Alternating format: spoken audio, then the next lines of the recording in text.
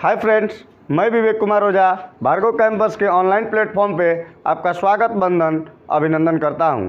तो दोस्तों, जैसे मैं बताना चाहता हूं कि हमने अगला वीडियो में दोषपूर्ण ही घड़ी बताया था, तो दोषपूर्ण घड़ी का एक टाइप बताया था, ठीक है।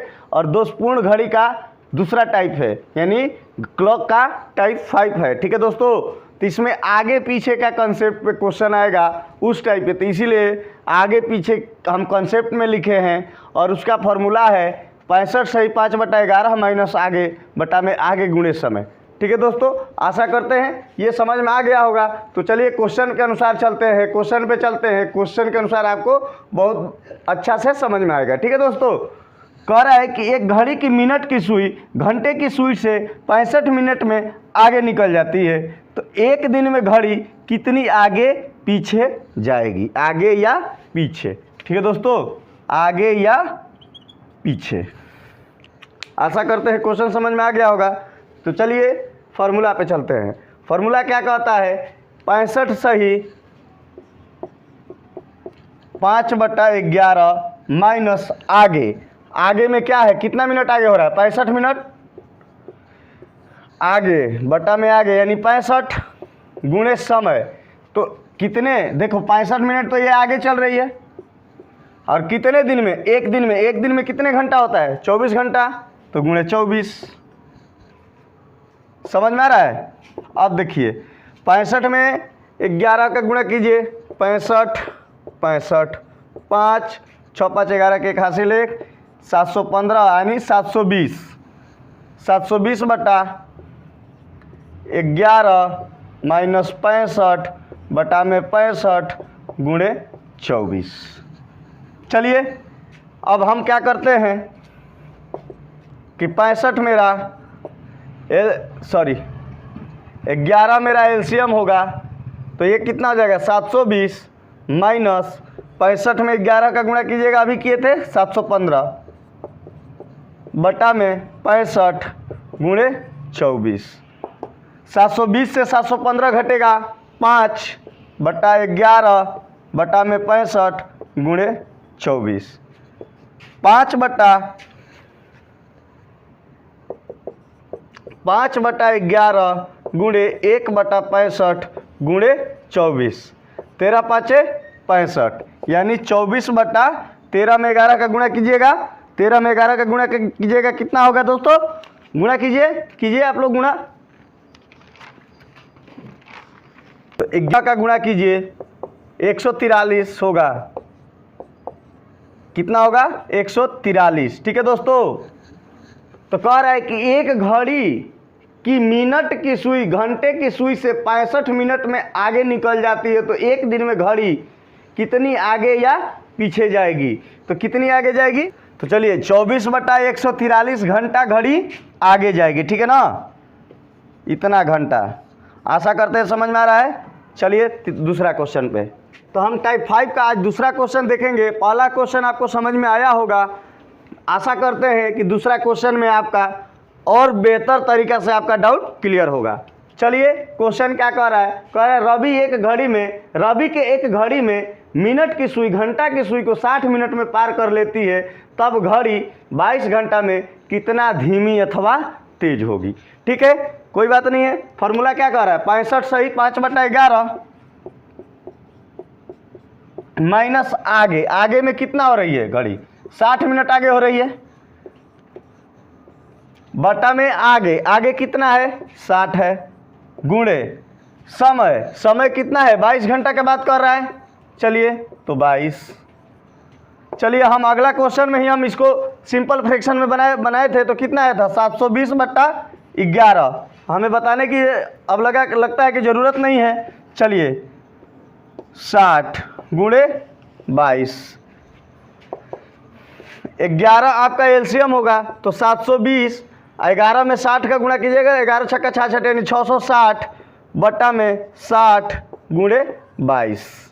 चलिए तो ये कितना हो जाएगा, 720 में से 660 घटेगा तो 60 होगा, बटा में 11 बटा में 60 गुणे 22। चलिए 60 बटा 11 गुणे 1/60 गुणे 22, 60 ले 60 गया, 11 दूना का 22, यानी घड़ी कितना 2 घंटा तेज थी। समझ में आ रहा है? आशा कर रहे हैं समझ में आया होगा। चलिए मिलते हैं तीसरे क्वेश्चन में। चलिए तो देखते हैं क्वेश्चन नंबर 3, टाइप 5 का क्वेश्चन नंबर 3। ठीक है दोस्तों, तो चलिए चलिए देखते हैं। कह रहा है आरती की एक घड़ी में मिनट की सुई घंटा की सुई को 70 मिनट में पार कर लेती है, तब घड़ी 77 घंटा में कितना धीमी अथवा तेज होगी। आशा करते हैं समझ में आ रहा होगा। चलिए फॉर्मूला क्या कह रहा है, 65 सही 5/11 माइनस आगे कितने मिनट पे, 70 मिनट बटा में कितना 70 गुणे घंटा की, कितने घंटा की बात हो रहा है, 77 घंटा।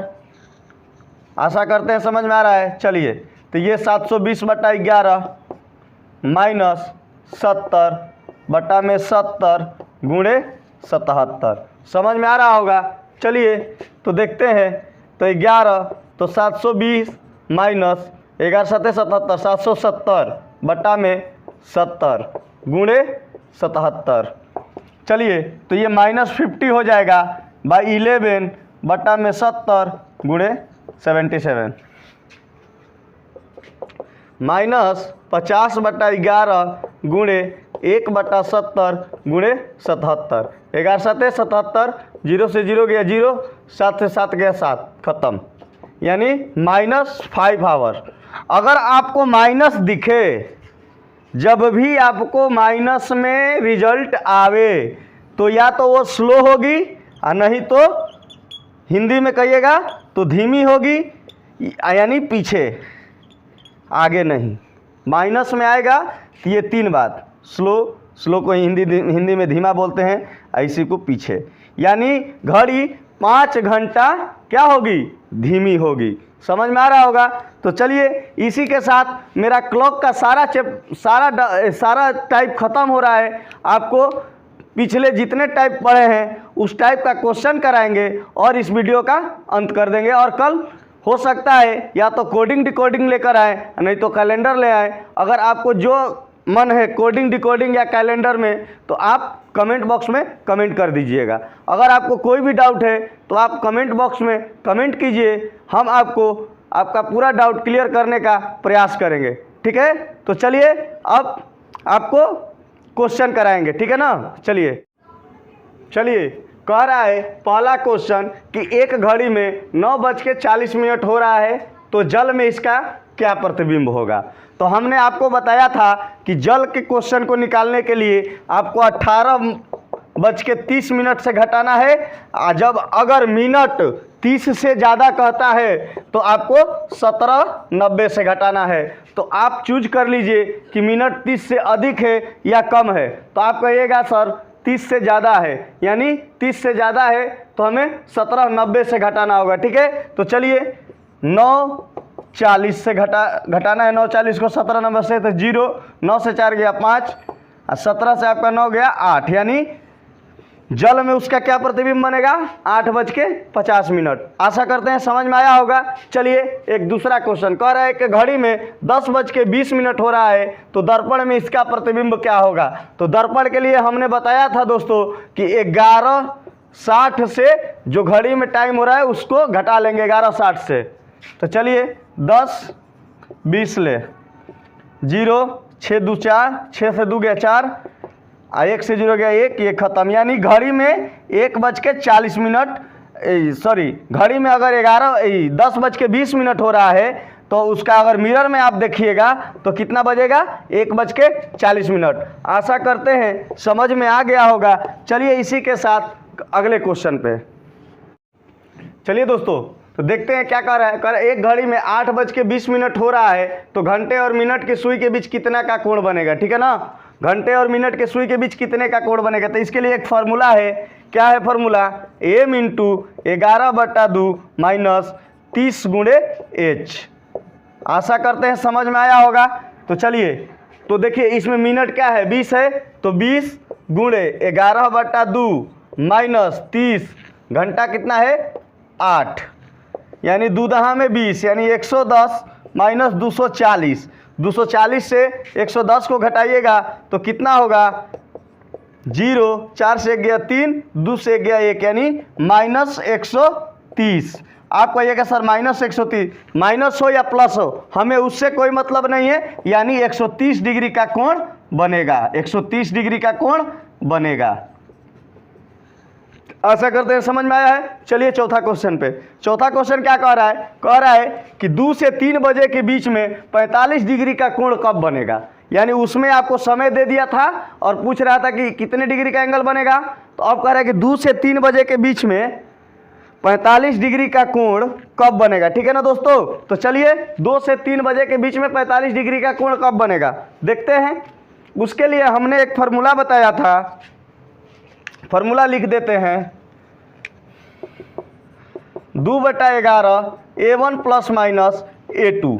कहिएगा A1 क्या है, तो जो पहले वाला रहता है उसमें 30 का गुणा प्लस माइनस जो निकालना है एंगल U।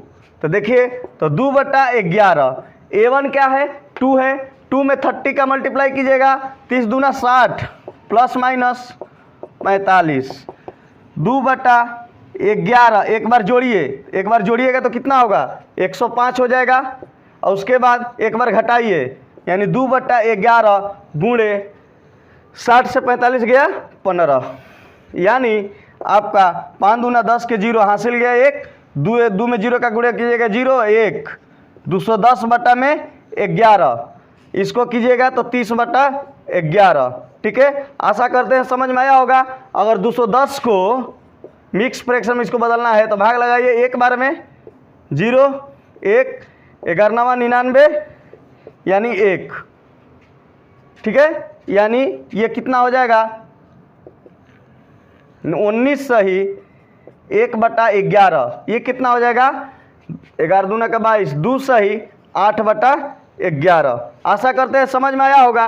तो हम आपको बताए हैं कि 1 घंटा में कि कोई भी एंगल होगा 2 बार बनता है, किसको छोड़ के 0 और 180 डिग्री को छोड़ के, तो 2 बार बनेगा, यानी 3:19 सही 1/11 मिनट पर 1/11 मिनट में एक बार 45 डिग्री का कोण बनेगा। सॉरी 3 नहीं 2, पहले वाला के अनुसार 2:19 सही 1/11 मिनट पे बनेगा, और एक क्या होगा 2 सही 8/11 मिनट पर एक बार 45 डिग्री का कोण बनेगा। आशा करते हैं समझ में आया होगा। चलिए मिलते हैं अगले वीडियो में कैलेंडर या आपको कोडिंग डिकोडिंग। अगर आपको जो पढ़ने का इच्छा है कमेंट बॉक्स में ज़रूर कमेंट कीजिए। आप लोग के कमेंट के अनुसार हम या तो कैलेंडर पढ़ाएंगे, नहीं तो कोडिंग डिकोडिंग। ठीक है दोस्तों, इसी तरह आप मेरे चैनल पर प्यार बनाए रखें और चैनल को लाइक करें, सब्सक्राइब करें, कमेंट करें। ठीक है दोस्तों,